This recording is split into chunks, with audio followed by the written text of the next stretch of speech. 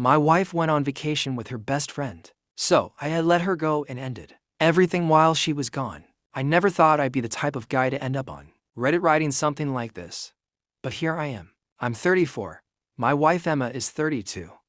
We've been married for 7 years. We met in college. She was bright, funny, had this spark that drew everyone in. When we got married, I thought I found my person for life. For years, things were great. We had a nice little house, 2 cats, and the kind of comfortable routine most people would kill for. But over the last year, something shifted. It wasn't just the usual stress or work exhaustion, it was distance. She stopped laughing at my jokes. She stopped talking about her day. Her phone became this constant companion, always flip screen down, notifications off, and just work stuff whenever I asked. I tried not to be that paranoid husband. I told myself it was burnout, maybe depression. I even suggested therapy. She brushed it off. Then one night, around 11 p.m., her phone lit up. The message preview said, "Can't wait to see you again."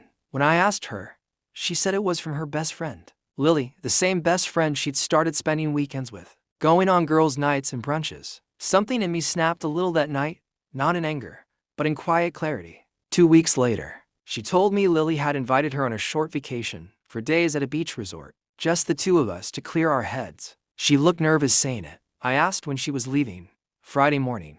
I smiled, nodded, said I hoped she'd have fun. But that night, after she went to bed, I checked our shared email account. She must have forgotten it was still logged in on the family laptop. I didn't want to snoop, but I also didn't want to live blind anymore. The flight confirmation hit me like a punch. The tickets, one in her name, the other under a man's name, Jason Cole. Jason wasn't a stranger. He was her coworker, the guy who always seemed to text her during dinner. I didn't confront her. Not yet. Because if I did, she'd spin it, cry, make me feel like the bad guy. I'd seen that playbook before, not from her, but from life. So I decided, let her go, let her feel safe, then make my move. While she packed, I was calm, unnervingly calm. I told her to take my travel bag, even offered her the good sunscreen. She smiled, guilty, maybe, but also relieved. She kissed me goodbye at the door. "Love you," she said, softly. I replied, "Yeah, love you too." The second her car turned the corner, I opened my laptop. I had already copied every bank document, every joint account, every shared password. I wasn't planning revenge. Not yet. I just wanted control. And then, I made one phone call to a friend of mine named Ryan. He's a private investigator. We went to high school together, and he owed me a favor. I didn't ask him to follow her. I just gave him the hotel name and said, "Tell me if she's there with him." That's all. By the next evening, he sent me photos. My wife and Jason, hand in hand, walking on the beach. Another of them having dinner. Another of her in his arms. I thought I'd feel rage. I didn't, just the strange, cold emptiness. Like my chest was made of glass and all the air had been vacuumed out. See, Emma thought she was smart. What she didn't know was that the money she used for the trip, the shared card, came from an account under my name. Every transaction pinged directly to me. I saw it all. The cocktails, the romantic dinner for 2, the couple's massage. But the best part, the resort booking was made under my email. She must have forgotten that too. So, when she left, the system automatically sent me the receipt and the confirmation code. That meant I could log into the resort's guest portal and see everything, including the guest names, the dates, even the photos taken by the resort photographers. And one of those photos,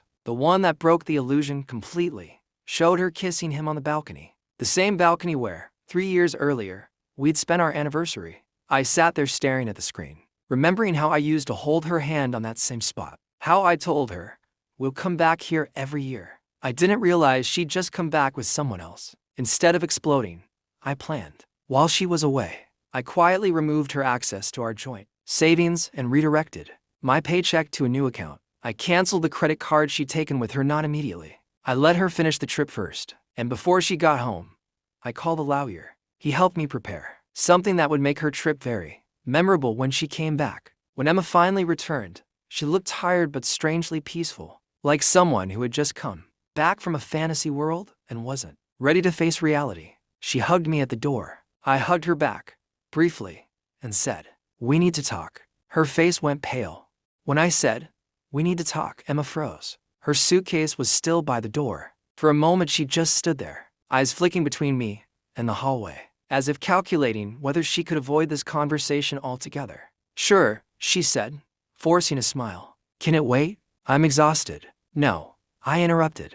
It can't. She dropped her bag and sat on the couch, crossing her legs, trying to look casual. I sat across from her, laptop open, a folder of documents ready. Emma, I began calmly, where exactly did you go last weekend? She blinked. I told you. With Lily, the beach resort. You saw my post. I nodded and clicked something on my laptop. On the TV, a photo appeared.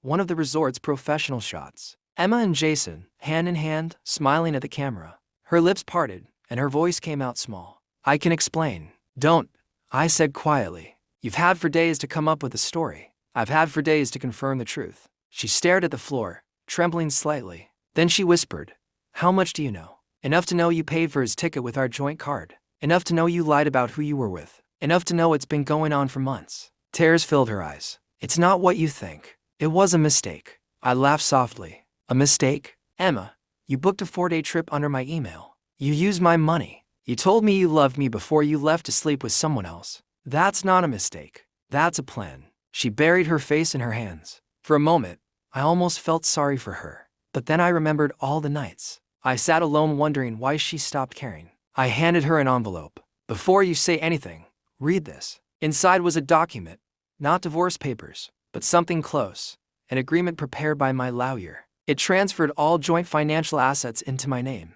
in exchange for me covering her personal debt. It wasn't legally binding yet, just a draft. I'm not suing you, I said.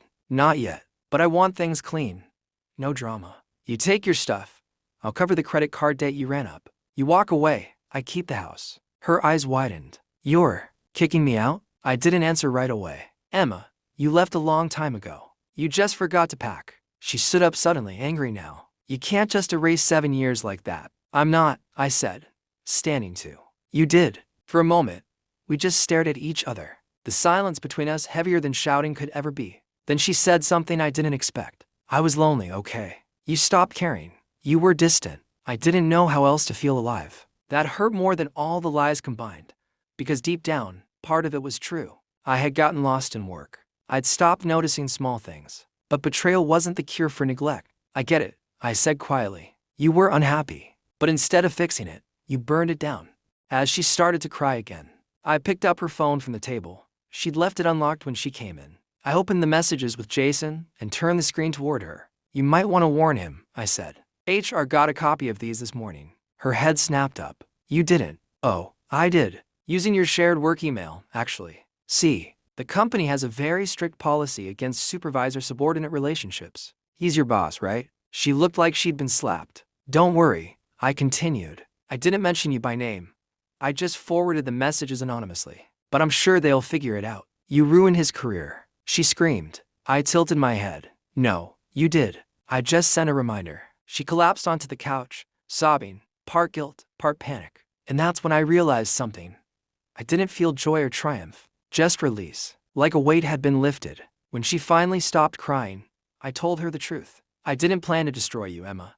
I just wanted peace. You can stay here a few days, pack your things, and go. No yelling, no drama. She nodded weakly. Before she left the room, I added, one more thing. The hotel called about a billing issue.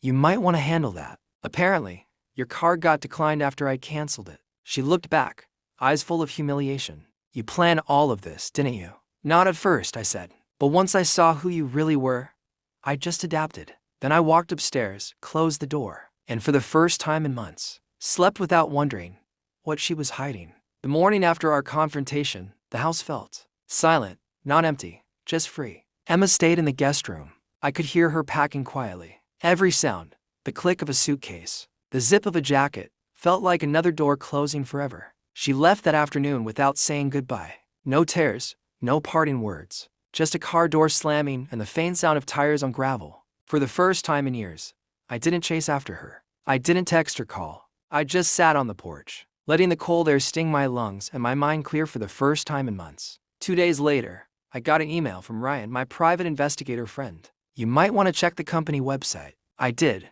And there it was, a corporate statement announcing that Jason Cole had been placed on administrative leave pending an internal investigation.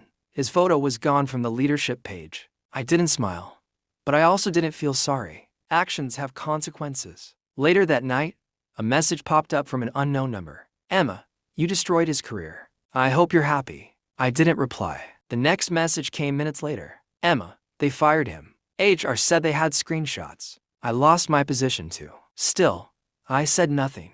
Because honestly, there was nothing left to say. In the weeks that followed, I focused on rebuilding. I sold some investments, moved to a smaller place closer to work, and started seeing an old friend again. Not romantically, just someone who reminded me what genuine kindness looked like. I started running in the mornings. At first, it was just to get out of the house, but soon it became therapy. With every mile, I shed another layer of resentment. I deleted old photos, boxed up the wedding albums. I didn't throw them away, not out of nostalgia, but because I didn't want to pretend that chapter never existed. It taught me something vital. You can't control how people love you, but you can control how you respect yourself. About 3 months later, I got another text, this time from Jason himself. Jason, you must feel proud. You cost me my job. You ruined both our lives. I stared at the message for a long time. Then I typed back one sentence. You did that all by yourself. He didn't reply again. That night, for the first time, I didn't dream about the betrayal. I dreamed about the ocean, calm, endless, quiet. The same ocean they had gone to. But this time, it was mine alone. A few weeks after that, I ran into one of Emma's former coworkers at a cafe. Apparently, Emma had moved to another city. She was working part-time and trying to figure things out. I nodded, thanked her, and walked away. There was no anger left, no satisfaction either, just a quiet acceptance. She made her choices. I made mine. When I got home that evening, I poured a glass of wine, opened my laptop, and found myself here, writing this story. Not for revenge, not for pity, but for clarity. Because if there's one thing I've learned, it's this. Sometimes losing someone is the best form of protection the universe can give you. 6 months later, I was sitting at the same cafe, working on my laptop, when a woman asked if she could share the table. Her name was Claire, graphic designer, quick wit, kind eyes. We started talking about books, then travel, then life. And for the first time in what felt like forever, I didn't look at my phone, waiting for someone to lie to me. I just listened. I don't know where it will go. I'm not rushing it. But one thing's certain. When trust is rebuilt on honesty, not illusion, it feels different. It feels real. It was almost a year later when Emma's name appeared in my mailbox again. Not on a text, not a call, but a handwritten letter. The kind no one sends anymore. For a minute, I debated whether to even open it. I'd long since moved on. New apartment, new rhythm. Even started seeing Claire more seriously. But curiosity is a stubborn thing. I tore the envelope open. Inside, in her neat handwriting, were 4 pages. Mark, I don't know if you'll ever read this, but I wanted to say I'm sorry. When I left, I thought I was chasing happiness. I thought Jason loved me. He didn't. It fell apart in weeks. I lost my job, my reputation, and the life I'd built. And I blamed you for all of it, because it was easier than blaming myself. But the truth is, you were right. You didn't destroy me. I destroyed myself. I know an apology doesn't fix anything, and I don't expect forgiveness. I just wanted you to know that I finally see what I threw away, not the house or the money, but the person who actually cared. I hope you found peace. Emma. I sat there reading the letter 3 times over, not because I missed her, but because it finally ended. There were no more lies, no more confusion, just the truth, raw and simple. I didn't write back. I didn't need to. The silence between us was the only response that made sense. A few days later, Claire and I took a trip to the coast. Same beach Emma and Jason had gone to. Different season, different story. We walked the shoreline in the cold wind, our hands brushing occasionally. She stopped to pick up a small shell and said, "You look like you've been here before." "I have," I admitted, "but it wasn't like this." She smiled, that quiet, knowing kind of smile that doesn't ask for details. And for the first time, standing there under the gray sky, I realized something. The past wasn't chasing me anymore. If there's anyone reading this who's been through betrayal, here's what I tell you. It doesn't end when they confess. It doesn't end when they leave. It ends when you stop needing closure from the person who broke you. Because closure doesn't come from their apology. It comes from your decision to stop letting them define you. Emma's letter wasn't forgiveness. It was confirmation that walking away had been the right choice. And the peace I'd been searching for? It was never in revenge. It was in release. I don't hate her anymore. I don't love her either. She was a chapter. One that taught me everything about trust, about loss, and about the quiet strength that comes from surviving both. Now, when I wake up beside Claire, when I run in the morning, When I look out at the horizon, I don't think about betrayal or endings. I think about beginnings. Because in the end, losing her didn't break me. It introduced me to myself.